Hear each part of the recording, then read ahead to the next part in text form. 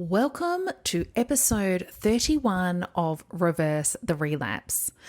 And today I have a very special guest, Tammy, who had a sleeve approximately 2 years ago. And she shares her relationship with failure and weight. So here's my question for you. Do you feel like a failure with your eating and weight? Because you won't want to miss this episode. You're in the right place if you're ready to stop the sabotage and weight regain post-weight loss surgery and start losing again. Hi, I'm Georgie Beames. I'm a psychologist who specializes in the area of emotional eating, sabotage, and weight regain for weight loss surgery patients. I work both in a weight loss surgery clinic as well as supporting women online to reverse the relapse. I honestly believe that psychology should be a mandatory part of everyone's weight loss surgery journey. Your body has had an upgrade to version 2.0 after surgery, but your mind has been operating at version 1.0. You're here to update your mind to match your body and get back on your weight loss path, and I'm here to help you. So hello everyone, I'm here with the lovely Tammy. So I have been working with Tammy for the last 3 months, and Tammy had weight loss surgery back in 2018. And we've been working together and really transitioning her from version 1.0 to version 2.0. And we are going to hear all about Tammy's journey here, as I think is really important that we, share our stories and experiences and know we're not alone and know that we can actually get there, right, Tammy? Absolutely, yes. Welcome. Hi, how are you? Good. So maybe why don't you start by telling us just a little bit about you? Okay, so a little bit about me. So basically, people can probably pick up by now, I'm a Kiwi. Living in Brisbane. Yes, as you said, I had my surgery back in 2018. Always struggled with my weight. Earliest memory of my first diet was probably when I was 12 years old after I had a horse riding accident, and I can still remember the surgeon in that telling me that had I not been so big, my accident wouldn't have been so severe. And that was my first diet. Yeah, put on a diet at the age of 12, and I was monitored so severely. My parents would come and visit me, and the nurses would check my locker and my bed and everything afterwards. And yeah, I think it just basically started there. And, that cycle of going on a diet, not succeeding, going back off the diet, and then going back on the diet. And just always that same cycle over and over and over again, and just not getting anywhere. Yeah. Well, often it's getting in a worse place, isn't it? Because absolutely. The longer we stay trapped in this cycle, the more weight we actually put on, even though we're trying to keep losing weight, right? So the opposite is happening. That's right. Yeah, the opposite. Definitely the opposite was happening. I mean, I think my heaviest I was about 122. And when I was 12, I remember being 12 and 12 stone, which is about 76 kilos. So, I was just doing that same cycle over and over again. Yeah. So, yeah. And so you got to a point where you considered weight loss surgery? Well, yeah, I had actually been thinking about it, but I didn't actually think that at the time, I didn't think that weight loss surgery was something that that anybody did. I thought that it was something that was more medically related, that, you had to be, 60 plus kilo overweight to get weight loss surgery. And it wasn't until a friend was talking to me about it, and she was like 20 to 25. And then I started to think about it, and I thought, oh, that sounds like me. And at the time, thinking now, at the time I thought, this is going to be my resolution. This is going to make me lose all the weight. This is fantastic. I'm going to jump in. I'm going to do the surgery. I'm never going to have to worry about dieting or food or anything ever again. It's going to fix everything. It's going to fix everything. For the rest of your life. Exactly. That was exactly what I thought. This is going to fix everything. This is great. I'll have a surgery. Be in hospital for a few days. Great. Everything's done. Never have to worry about food again. And what happened? Tell us about your experience. Actually, first of all, what surgery did you get done? I had a sleeve done. So you had a sleeve, yeah. Yeah, I had a slithering sleeve. My sleeve is now called slithering. Yeah. So yeah, I had this, yeah, as you said, I had the surgery back in August 2018.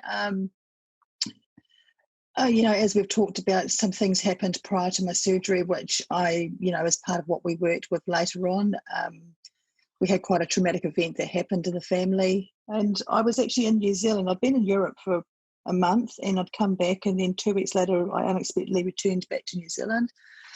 And I was there until just prior to my surgery, came back and went and had my surgery. And when I think about it now, I remember going in and having my surgery and all these people saying to me, are you all right?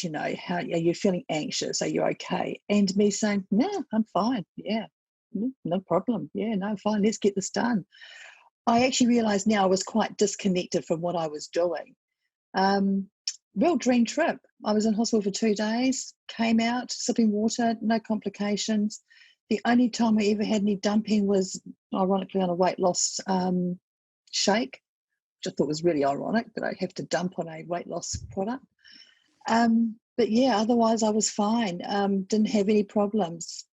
What else? I mean, yeah, so no dumping, no nothing, came back out, was good for 6 to 8 months, and then things started to go a little bit downhill. So was there a point in time that triggered that 6 to month time frame, or was that just when the honeymoon period started to wear off for you? I think it was a bit of the honeymoon period wearing off. You were back to basically normal eating. You weren't doing the 2-2-2 anymore. I think, yeah, it was just basically normal eating. I started to have problems in my job. And I think looking back now that those problems made me revert back to how I used to comfort myself previously. So doing that second eating. Yeah, and I think you've raised such an important point around these old ways coming back in, because the surgery doesn't fix that, right? I always say the surgery's on your stomach, not on your mind. Absolutely. Yeah, so tell us a little bit about version 1.0 Tammy, so pre-surgery and in these early days. Yeah, so pre-surgery, I think, like I've talked a little bit about the dieting cycle. So that was always a cycle of where I'd do a different diet, I'd fail at it. So I think in my head, there was always this big failure thing was going on. Doesn't matter what you're going to do, Tammy, you're going to fail, okay? You can do this diet, you're going to fail. And, when I worked with you, we looked at a couple of things, and I remembered thinking after one of our sessions that it actually wasn't about the food. There were actually other areas that me and you worked with that I felt I had failed at. And that was coming into my eating, coming into my food, my already preconceived ideas of how the surgery was going to work. It's, how do you put it? It's, you go into the surgery thinking that you're going to succeed because it's going to be so easy, but your mind is already set up for you to fail because you haven't sorted that part out yet. So you need to sort that part out. You need to turn around and say, you need to work on getting that mind to accept that this actually could succeed. This could be, I don't know, it's not the be all and end all, but it could help you. But if your mind is already set up in that diet cycle of failure, then this isn't going to fix everything. You need to work on the mind. Yeah. Yeah. And I mean, I sort of talk a lot about this work of, that we did together on the mind, that this is actually what makes your surgery a success. That's right. Yeah. So it was a big light bulb in my head that went off when I realized that, I had looked at your podcast and things like that. A lot of that had triggered, things with me. And I remembered thinking to myself, this whole time I've had this version 2.0 stomach and my mind is still at 1.0. There is no way that I have moved my mind from where I was pre-surgery. I am still there. Yeah. And I think it's really important that if you're pre-surgery or even my stage now, 2 years down the track, you have to address the mind issue. I mean, we didn't get to where we were pre-surgery because we had a fantastic relationship with food. we didn't. Spot on. Yeah. So, food was a comfort thing or it was the fallback, but it was still an unhealthy relationship. And so in my head now, I realize that you have to address the mind. The mind is more powerful than what the sleeve will ever be, because despite having the sleeve, You can if you haven't override got it. the mind, yeah, You can exactly. override. The mind will It override the body. does. Yeah. It does. And it's such a powerful thing. So to me, if you're going to go and have surgery, and if you're thinking about surgery, you need to get the mind sorted first. You can't just go and get the surgery and think that that's going to fix everything. It's definitely not going to fix everything. And I mean, like working with you and, the tools that we put in place and, realizing that my thoughts of failure weren't about food. They were about, what happened with my son, previous to surgery, what was happening in my job. It was all those feelings of failure, which were falling into me using food it's not even a tool, as a comfort, as a Yeah. fallback. Yeah. Yeah, absolutely. Because I think many women still might believe out there that this is just a sort of, not that it's a simple problem, but it's only just about food. It's only about control and about food. And so therefore they start looking or continue looking in the wrong places. So they just go back and try another meal plan, go back and, just focus on the nutrition, and try to be in control. But that actually is a broken strategy if you've got these issues that we've talked about that need to be addressed in your mind. That's right. And I think for me, it keeps coming back on that feeling of failure, that constant feeling of failure, that when I did get to that 6 to 8 month mark, I didn't actually gain any weight, but I wasn't losing any at that stage.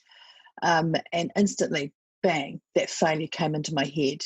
I'm failing at this. I think I got to about the 1 year mark and I might have gained about a couple of kilos then and started to go into that panic. And, I started that diet cycle again. And then that failure started hitting me really, really hard at that stage. And just everything else that was happening in the personal life, even COVID, what happened there, we ended up with a house full of children. Well, they're not children, they're young adults. And that stress on top, it was just amplifying that failure feeling. Yeah. And I had to work on that. And that was actually around about when I came across your podcast, and I remember the light bulb going off again. Oh, I think this lady knows what she's talking about. And also just even discussing these deeper reasons behind the sabotage and not these kind of simple surface reasons of I just love chocolate too much and that's the problem. And if I go on this diet and just not buy chocolate anymore, my problem will be solved. Yeah. If I increase my protein, everything will be solved. So tell us a bit about that moment, because I think many of our listeners can really relate to perhaps, having that honeymoon period in going in obviously with the good intention that, wanting surgery to work, but then feeling those feelings that you've described around, the weight loss sort of stalling, plateauing, maybe even weight regain, and they're stuck in that rut and they're not sure what to do. So you were stuck in that rut. What was it that prompted you to, reach out to me and to start this process to work on your mind and get that help? Yeah, so basically, I mean, I think I started to realise around about the 8 to 10 month mark that what I was doing wasn't working, but I didn't know how to get out of it. I didn't know how to move myself, and I still wasn't really thinking about my mind at that stage. I was just trying to think to myself, I can't get control. I don't know what I'm doing, and it doesn't matter what I do, I'm still not actually losing any weight. In fact, I'm now gaining. Yeah, and it just didn't matter what I did. And so that was when I started just looking around for, I still at that stage didn't realise that it was my mind. I started to think to myself, maybe I need some counselling. Maybe there's something going on. And I did actually have a feeling it had something to do with my son, but I thought maybe I need some counselling. And that was when I came across your podcast. I thought, oh, I'll have a listen to these podcasts. So I downloaded them all and had a listen. And yeah, the light bulb was just going off left, right, and centre. The night eating, the sabotaging, the psychological part. The set point. That was an interesting one because the lowest I'd ever been on any diet was 94. And at that stage, that's where I was sitting, was 94. I'd gone down to 86 and I'd crept back up to 94. And I was sitting quite comfortably on that. Well, I wasn't comfortable, but my body was. Yeah. Yeah. And the more I listened to your podcast, the more I realized that, I'd invested a lot in this surgery. Not just financially, just a lot in the surgery. I needed to reach out and get further help. And that was when it was a Sunday afternoon. I was sitting there and I was listening to the podcast. I thought, no, I've got to do this. I've literally got to do this. So pulled out, and then just messaged you, and here we are. Yeah, here we are. And I remember there was, at the start, there was some healthy skepticism, I guess, particularly. Absolutely. Yeah. And I think, it's good just to acknowledge that. Yeah. So tell us just a little bit about how that's been, some of the transformations and shifts you've had in the last 3 months since we've been working together. So tell us a bit about your relationship with food and now. So you're absolutely right. I mean, when I first started, I was very skeptic. I thought, that I'd done all this stuff and everything had failed, and crikey, I'm probably just throwing away more of my time and effort on something. And I think it took to about your third session, and you gave me the tools and everything, and I did have that time there of that sabotage that we did talk about. Yes. But my mind was trying to fight me. And it was really good because we got to that, around the third session, and we addressed that and we put that under the carpet, and we were able to move on from that. But yeah, I think it was around the third session that all the light bulbs started to obviously go off again. Do you like that word, light bulb? But yeah, I was a bit skeptic, and I did a lot of research and on our tools and everything. And I realized that maybe this is going to work. And obviously it has, because I'm down here 3 months later and everything's going absolutely marvellously. But once I started doing my homework, and once we got past those barriers, it did actually all start to slot into place. It was a bit like the dominoes, the first domino started, and then they all just started falling one after the other. And that was probably my biggest moment, was around about that third, fourth session, when the dominoes started falling and I realised what was actually going on. Yeah. It was nothing about food. Yeah. Fascinating. Yeah. Nothing about Although food. I still do find it fascinating. It's the power of the mind, isn't it? It's just an incredible thing, really. Yeah. Absolutely. And I just can't emphasize enough that if you don't get the mind in place, this is not going to work. Yeah. Right?